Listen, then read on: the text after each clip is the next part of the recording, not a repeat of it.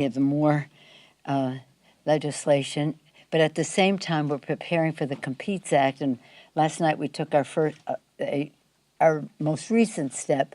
Today we'll have the Republican motion to instruct, which is the right of the minority. At the same time, we're preparing for actually taking up the Competes Act. So there are all kinds of things happening at once. At the same time, though, I have to say it's with great sadness that we said goodbye to Don Young, our dean, a member served 49 years in the Congress, 49 years in the 49th state, so beautifully acclaimed at his service the other day. And then it was shocking to learn that he had passed. He wasn't sick. He just went to heaven. And then Madeleine Albright, she had been sick the last few months, and that was a terrible loss for her. A great patriot, the first woman Secretary of State. She made us all so proud about her commitment to the national security of our country, especially now learning from her right up until the end about her experience coming to the United States as a refugee and seeing what's happening in Ukraine and all these refugees coming. So for us, one staunch Republican leaving us, someone we beloved in our Congress, wasn't really a partisan person, but she was a Democrat, Madeleine, and we'll miss her terribly. So in terms of the insulin bill, we're really very, very excited about that. Americans pay over 10 times for insulin than people in other countries. This is an essential to people with diabetes, and it's going to cap the cost of insulin at $35 per month, making a very big difference to America's families. This is a kitchen table issue. Are people going to be able to pay their bills? And it is for us a step in the direction of the Secretary being able to negotiate for lower drug prices beyond insulin. But the insulin is 1 in 4 Americans is forced to skip or ration doses of insulin, and that's life-threatening. Our bill requires Medicare and insurers to cover insulin on their plans and cap the cost to families on the private side to $35 per month. Again, it paves the way to further action on prescription drugs. The MORE Act that is on the floor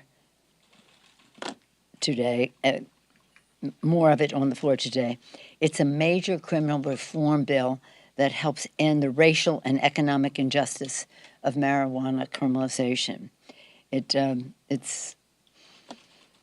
We're very proud of the work that has gone into it, and we would hope that it has support in the Senate. It's something that Senator Booker has been working on their version for a while. It's some of what is in this bill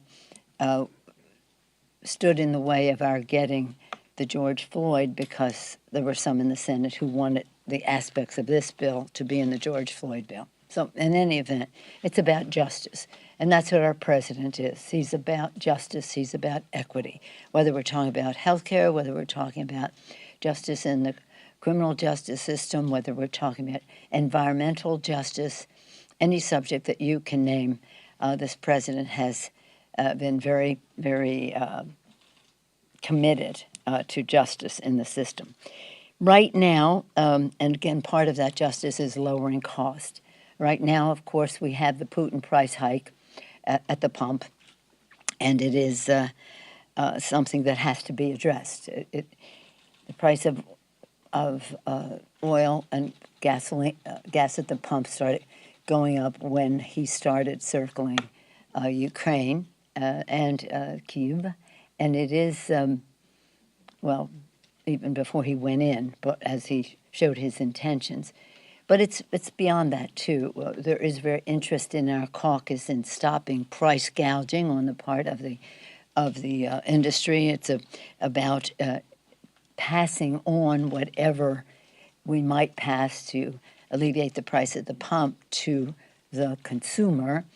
It's about use it or lose it in terms of the about 9,000 licenses that are permits that are there for the private sector to produce more oil domestically. So there are an array of issues. The president will be making his statement later, consistent with many of the things that I've been hearing from our members. You know that the SPRO is already in the public domain, and he'll be making others. But again, it comes back to the subject of lowering cost. So lowering cost at a time of inflation is a reality that must be faced and must be addressed and must be lowered. One place is at the pump. Another place is just the fact that the president, with the increase of 1 million jobs, I don't think any president would say that he himself made that happen. Of course, the public policy that we're engaged in made it happen, but the private sector made it happen too. 1 million jobs, which means that unemployment went down, practically cut in half. And when that happens, inflation increases. I've told you before when I was a new member of Congress and the chairman of the Fed said unemployment is dangerously low, is going to increase inflation. It's the way it is. But nonetheless, we have to recognize that. Another cause, of course, is COVID.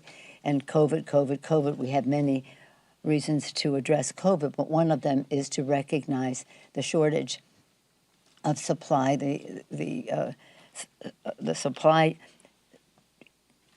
challenge that we have in so many respects. And one of the things we're doing in that regard is passing the Competes Act, increase supply to lower cost. It's pretty exciting. You've heard me talk about it before. We'll have over $50 billion committed to manufacturing chips, 1,000 chips in a car, 2,000 chips in an electric car. It's pretty exciting, chips and semiconductors. Another over $40 billion to address the supply chain challenges that we have, bringing supply back to our shore or near-shoring them, and the research and education pieces of it. Again, justice, to have many more people participate in the new aspects of our independence, of this president declaring our independence, our self-sufficiency, because we are making more in the USA. And so that's pretty exciting. But it's a very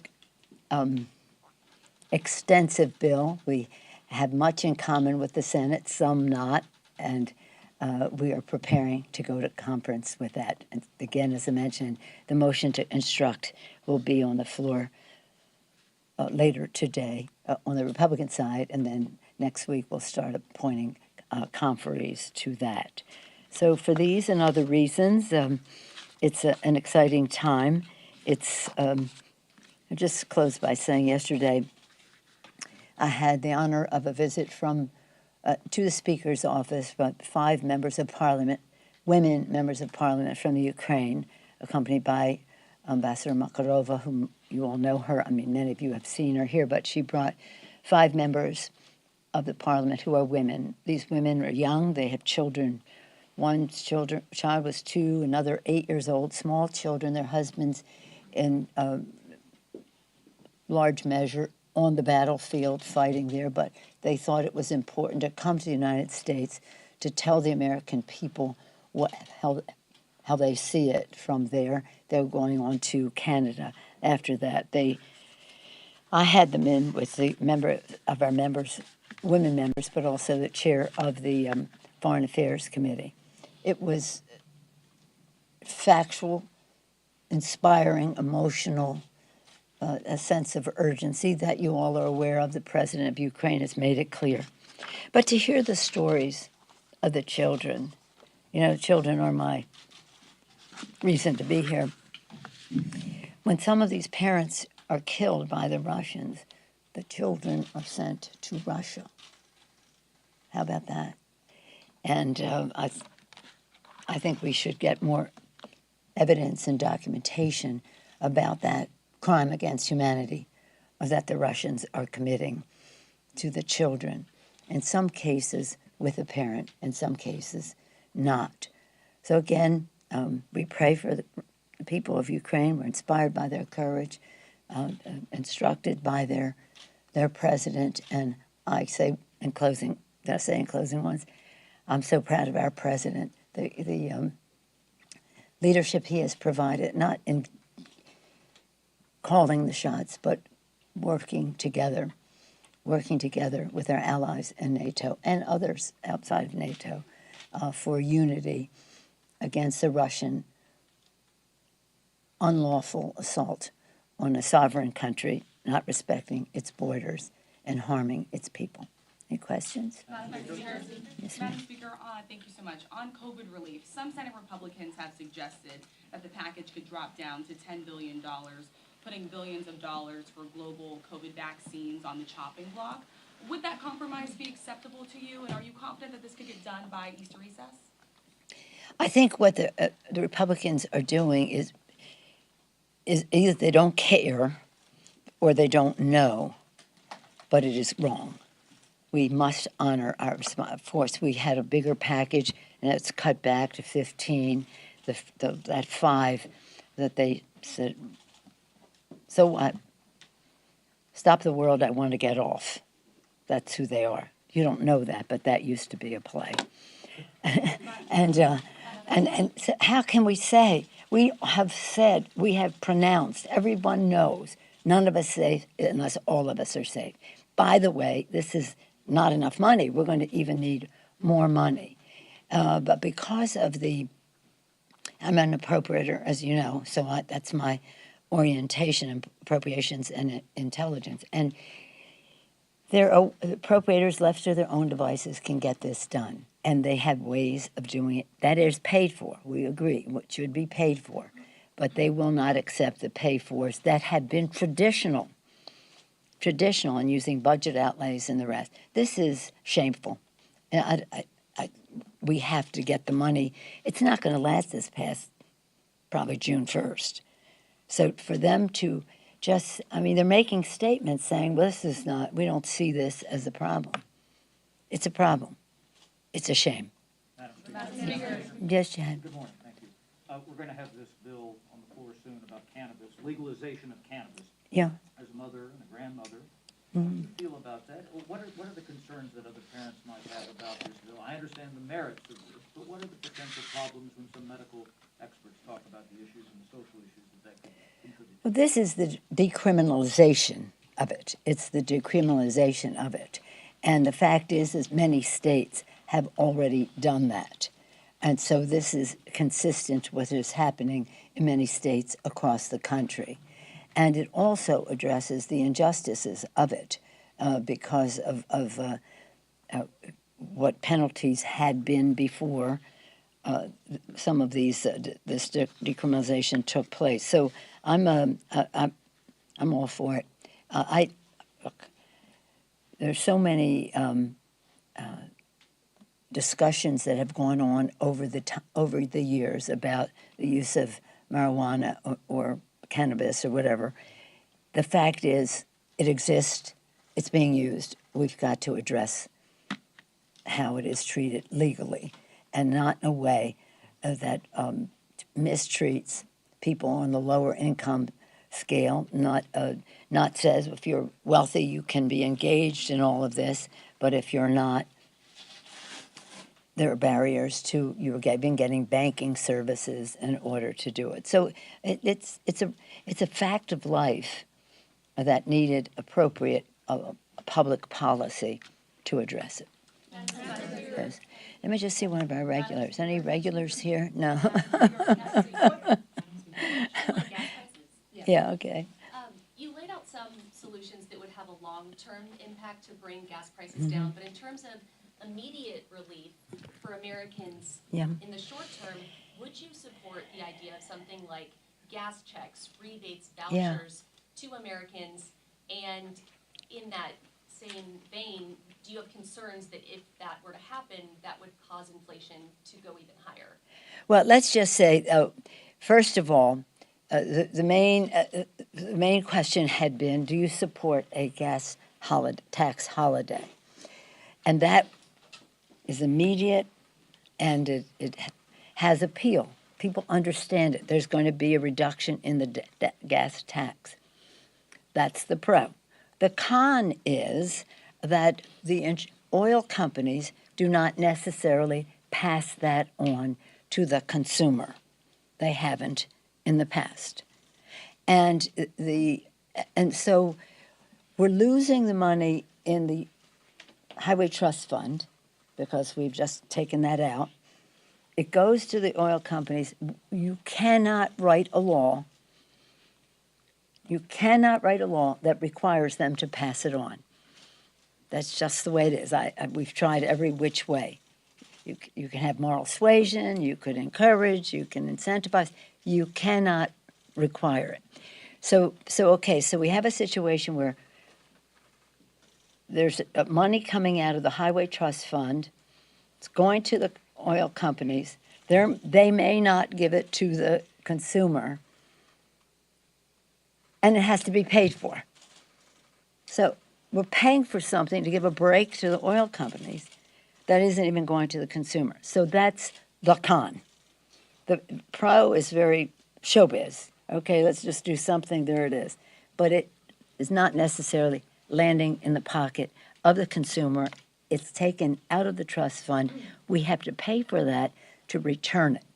So that takes us to something else. How do you do that? Do you do it with a tax on production? Or, do you have the consumers pay for that? That is, so people are saying, well, how do we put the tax at the doorstep of the tax industry? So you took it to the right place. How do we help people directly? If you're going to have to pay for it, and you don't want it to come out of the trust fund, something could be a rebate card or a direct payment, and those are the things that are being considered. But some of the things that looked appealing in the beginning to some, if this were my caucus, one half the room would say, let's go with that, and the other half would say, well, wait a minute, it's not going, did you know it's not going to the consumer? So there are a number of approaches that are on the table. Are you going to have let's hear what the president has to say today. That will be very important to us.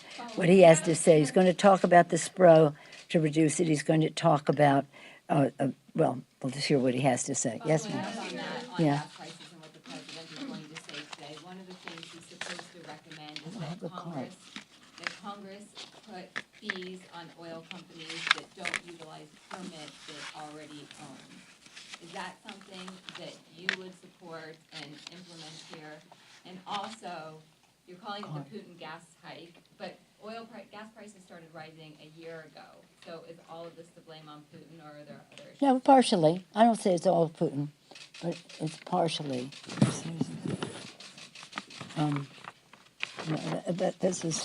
That's not what I'm talking about. But anyway, here's the thing.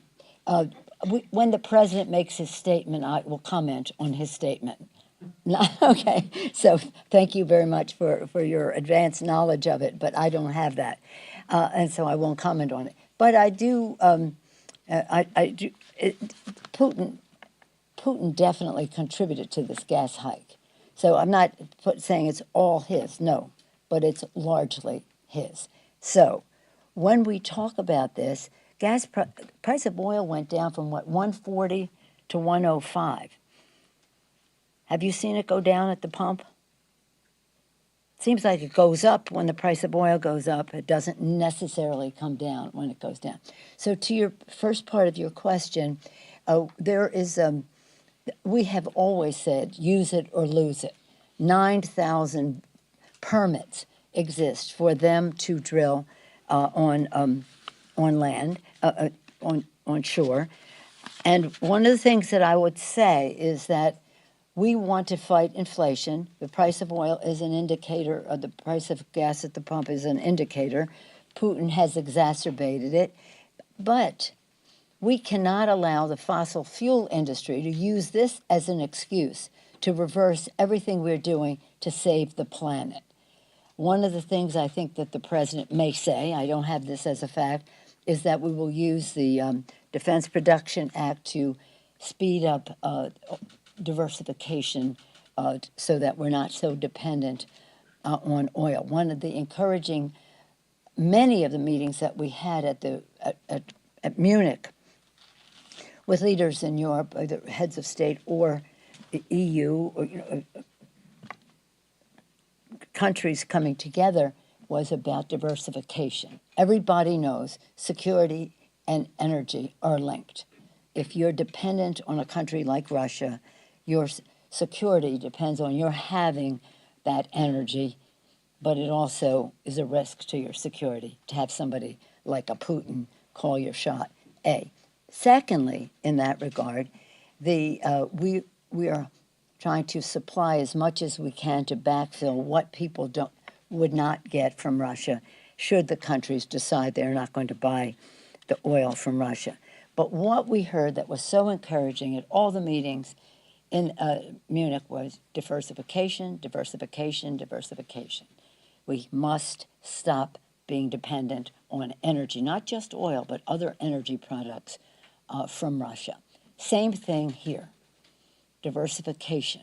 So again, we have a short-term problem, we have a long-term opportunity.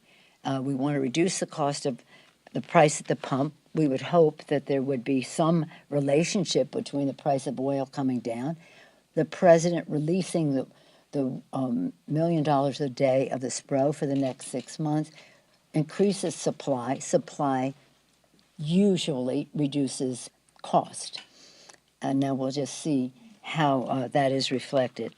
It costs a lot of money in California. If you drive around in California and see the cost, you think, how could this be when the price of oil has been coming down?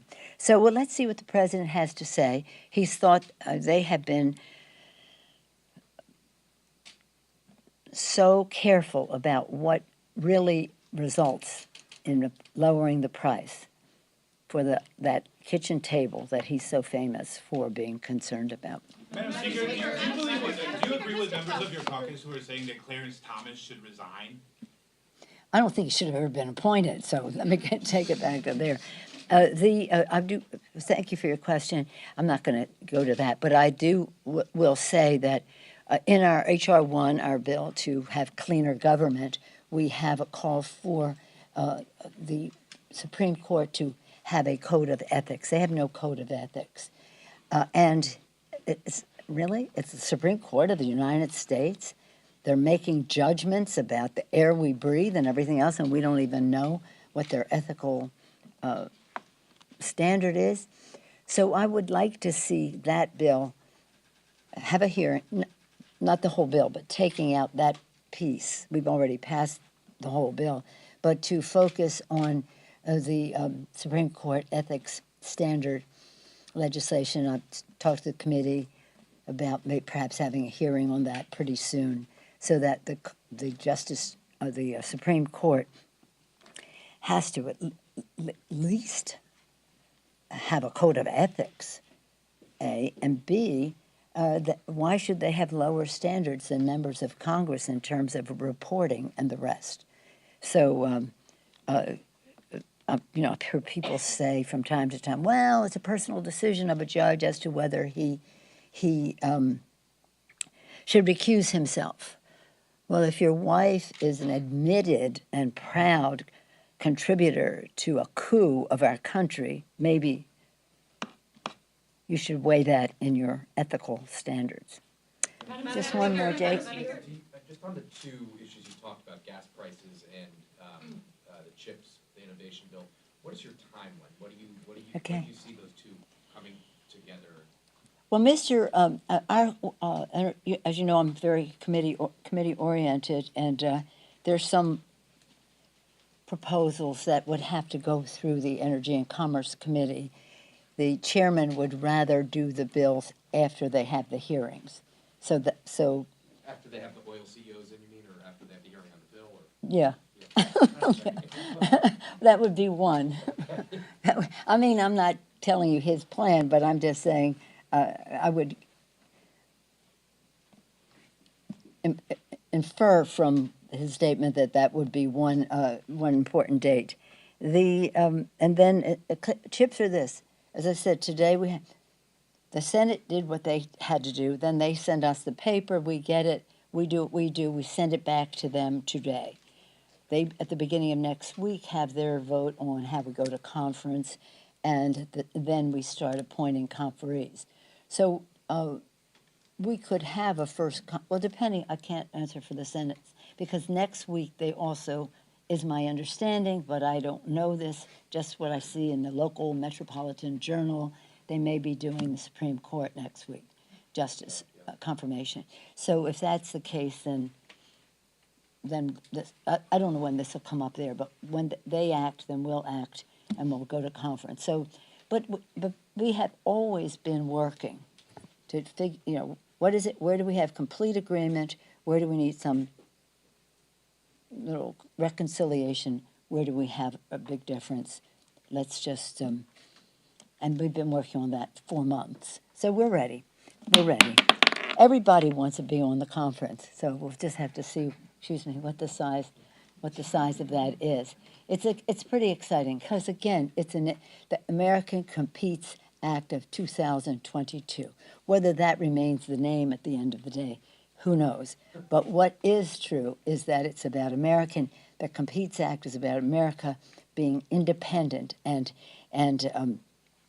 self-sufficient, and this is really a high priority for our president. And that's why when he talks about the Defense Production Act being implemented to make us less dependent on, well, really preparing us to save the planet, really, it happens to coincide with reducing our dependence on fossil fuels.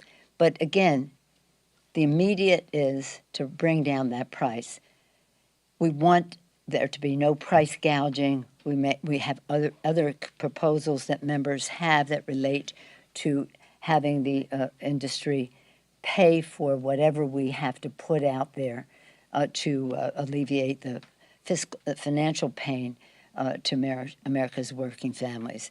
But there are plenty of good ideas, and I'll have to go back to my day job. It's lovely to be with you.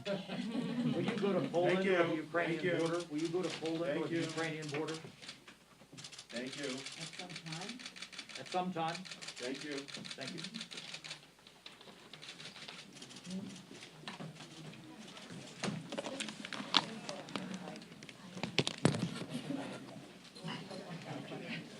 Thank you, Michael.